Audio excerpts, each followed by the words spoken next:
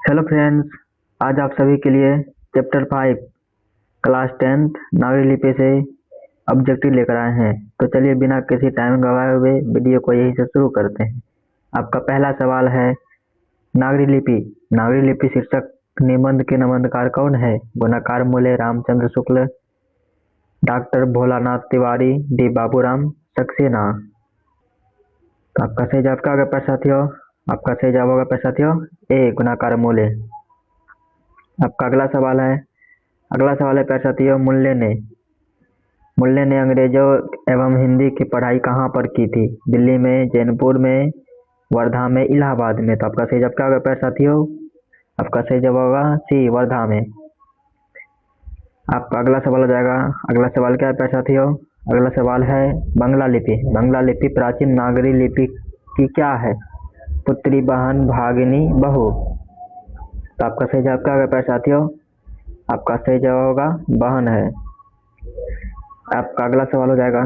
अगला सवाल है प्यारे साथियों, नेपाल भाषा किस लिपि में लिखी जाती है? नेपाल भाषा किस लिपि में लिखी जाती है? गुरुमुखी लिपि में, खरोष्ट लिपि में, ब्राह्मी लिपि में, देवनागरी लिपि में। तो आपका सही जवाब क्या होगा प्यारे साथियों? आपका सही जवाब होगा डी, देवनागरी लिपि में। आपका अगला सवाल है, स्मृति अक्षर संबंध वर्तमान में किस भाषा से है? नेपाली से, मराठी से, तमिल से, बंगला से। तो आपका सही जवाब क्या होगा प्यारे साथियों? मराठी से। आपका अगला सवाल हो जाएगा। अगला सवाल है प्यारे साथियों, पहले पहल किन राजाओं के खेलों लेखों का लिपि में को नंदी नागरी नाम दिया जाता था? देवगिरी के राजाओं के, विजयनगर के राजाओं के, राष्ट्रकूट के राजाओं के, चोल राजाओं के। तो आपका सही जवाब क्या होगा प्यारे साथियों? आपका सही जवाब होगा विजयनगर के राजाओं के। आपका अगला सवाल हो जाएगा प्यारे साथियों। अगला सवाल है प्यारे साथियों, मराठी भाषा की लिपि कौन सी है? ब्राह्मणी लिपि, देवनागरी, नंद नागरी लिपि, देवनागरी, मराठी लिपि। तो आपका सही जवाब क्या होगा प्यारे साथियों? आपका सही जवाब होगा देवनागरी लिपि। आपका अगला सवाल है। अगला सवाल क्या है प्यारे साथियों? अगला सवाल है, अमोघ वर्ष कौन था? अमोघ वर्ष कौन था? एक विद्वान, प्रख्यात राष्ट्रकूट राजा, एक कवि, एक राजवैद्य। तो आपका सही जवाब क्या होगा प्यारे साथियों? आपका सही जवाब होगा प्रख्यात राष्ट्रकूट राजा। प्रख्यात राष्ट्रकूट राजा। आपका अगला सवाल हो जाएगा। अगला सवाल है प्यारे साथियों, नागरी लिपि शीर्षक पाठ किस पुस्तक से लाया गया है? अक्षरों की कहानी, भारतीय लिपि की कहानी, अक्षर कथा, डी इनमें से कोई नहीं। तो आपका सही जवाब क्या होगा प्यारे साथियों? आपका सही जवाब होगा भारतीय लिपियों की कहानी। आपका अगला सवाल हो जाएगा। अगला सवाल है प्यारे साथियों, सिद्धम क्या है? मंत्र, सिद्ध योगी, साधु, एक प्रकार की लिपि। सिद्धम क्या है प्यारे साथियों? सिद्धम है एक प्रकार की लिपि है। आपका अगला सवाल हो जाएगा। अगला सवाल क्या है प्यारे साथियों? अगला सवाल है, किसे देवनागरी की संख्या दी गई है? किसे देवनागरी की संज्ञा दी गई है? प्रयाग को, काशी को, मथुरा को, उज्जैन को। आपका सही जवाब क्या होगा प्यारे साथियों? आपका सही जवाब होगा काशी को। ठीक है। आपका अगला सवाल हो जाएगा। अगला सवाल क्या है प्यारे साथियों? अगला सवाल है, केरल के शासकों के द्वारा सिक्कों पर वीर के केरल से शब्द किस लिपि में लिखी गई है? नागरी लिपि में, ब्राह्मणी लिपि में, नंदी नागरी लिपि में, गुरुमुखी लिपि में। तो आपका सही जवाब क्या होगा प्यारे साथियों? ए होगा नागरी लिपि में। आपका अगला सवाल हो जाएगा। अगला सवाल क्या है प्यारे साथियों? अगला सवाल है, गुणाकार मूल्य ने मिडिल स्तर की पढ़ाई किस भाषा में की थी? मराठी भाषा में, बंगला भाषा में, अंग्रेजी भाषा में, पंजाबी भाषा में। गुणाकार मूल्य मिडिल स्तर की पढ़ाई किस भाषा में किया था प्यारे साथियों? तो आपका सही जवाब क्या होगा प्यारे साथियों? आपका सही जवाब होगा ए, मराठी भाषा में। आपका अगला सवाल हो जाएगा। अगला सवाल है प्यारे साथियों, मलवा में नागर लिपि की इस्तेमाल होता है, ऐसा किसने कहा? अलबेरुनी ने, इब्न बतूता ने, मार्को पोलो ने, देवराय प्रथम ने। तो आपका सही जवाब क्या होगा? पैसा आपका सही जवाब होगा ए, क्या है, अल्बेरोनी ने। आपका अगला सवाल आ जाएगा। अगला सवाल क्या है? अगला सवाल है विजयनगर के।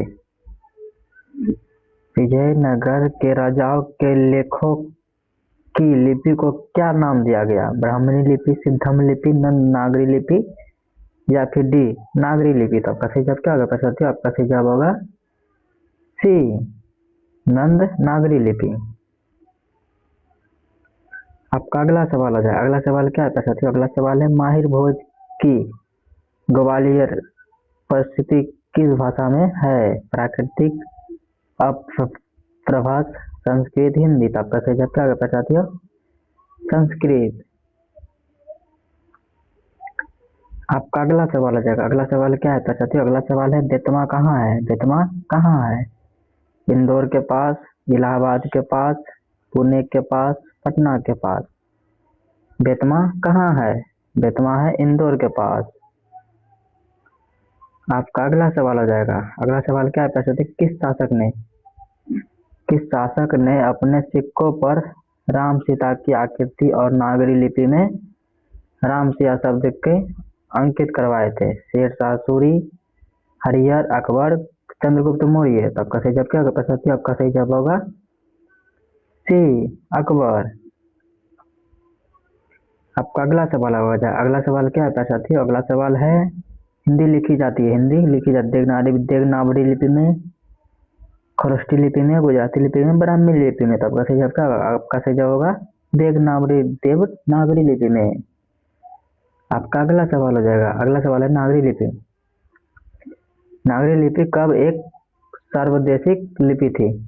15वीं सदी में, ईसा पूर्व के काल में, 8वीं 11वीं सदी में, कभी नहीं। तो आपका सही जवाब होगा साथियों डी, 8वीं 11वीं सदी में। आपका अगला सवाल हो जाएगा। अगला सवाल है साथियों रामायण की रचना। रामायण की रचना किस भाषा में की गई है? संस्कृत भाषा में, हिंदी भाषा में, उर्दू भाषा में, अंग्रेजी भाषा में। रामायण की रचना किस भाषा में साथियों है? संस्कृत भाषा में। आपका अगला सवाल हो जाएगा। अगला सवाल है पहल दक्षिण। पहल दक्षिण भारत की नागरी लिपि क्या कहलाती थी? नांदी नगरी, डी कोंकणी, सी ब्राह्मणी, डी सिद्धम। आपका सही जवाब क्या होगा साथियों? आपका सही जवाब होगा डी सिद्धम।